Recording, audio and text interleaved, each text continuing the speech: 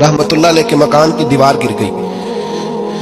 एक कोना मकान का, आप जानते हैं पुरानी दीवारें छोटी होती थी और बारिशों में अक्सर घरों की दीवारें गिरी हुई होती थी। एक साइड की दीवार गिर गई तो उस कोने में हिंदुओं का घर था।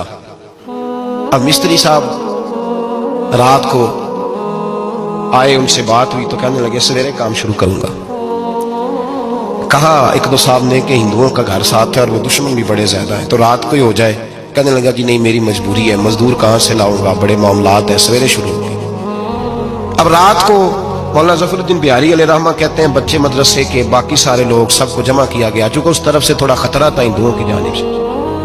कहा जनाब ये बड़े दुश्मन है इस्लाम के, तो इस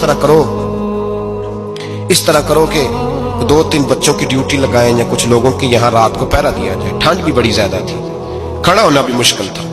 आला हजरत रहमतुल्लाह अलैह इशा की नमाज के बाद जल्दी उजरा खास में तशरीफ ले जाते थे। उस रात जब देखा ना बाहर शोर हो रहा है तो उसी तरह सर पे एक रुमाल लपेटा तो बाहर आ गए। कहने लगे क्या शोर है? हुजूर सर्दी जरा ज्यादा है तो यहाँ किसी की ड्यूटी लगानी है पहरे की। 2 मिनट खामोश रहे, फिर फरमाने लगे कोई जरूरत नहीं, जाओ सो जाओ सारे जाके, कोई जरूरत नहीं, जाओ अपने अपने घरों को, कोई आदत नहीं, पहुंच जाओ। कहा हुजूर मेहरबानी करे, बताया होने लगा था। फरमाया मेरी वजह से क्यों कोई सारी रात बेदार रहे, जाओ तुम्हें कहा ना आराम करो। लोग सो गए। सुबह फजर की नमाज पढ़ के आला हजरत रहमतुल्लाह ताला अलैह जब सीढ़ियां उतर रहे थे रजा मस्जिद की, तो वो जिस हिंदू की जानिब से ज्यादा खतरा था वो सीढ़ियों पे बैठा था, मस्जिद की सीढ़ियों पे।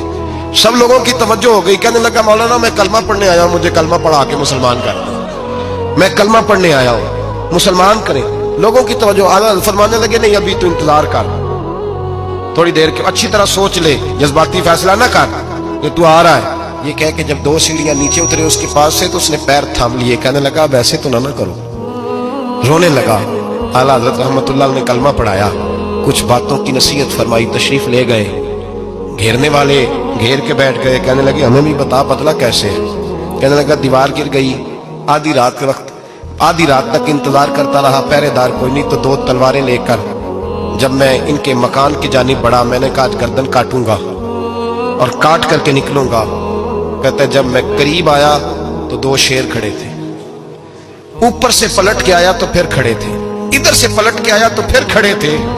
फरमाते हैं मैं 2 घंटे के बाद आया तो फिर पलट के खड़े थे, मैं फिर 1 घंटे के बाद आया, शहरी का वक्त हो गया तो फिर पलट के खड़े थे। अब मैं डर के भागा।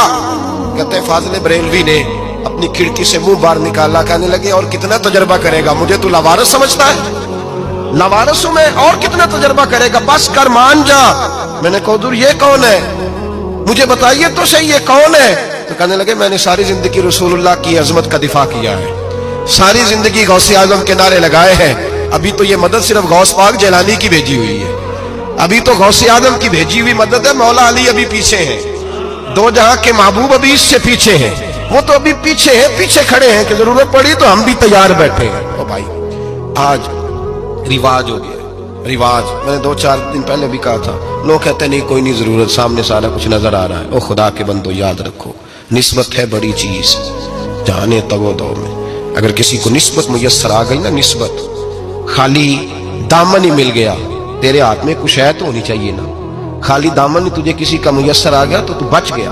अपनी निस्बतों की हिफाजत करें, इनको मजबूत करें, इन पर मेहनत करें, इन पर तवज्जो रखें।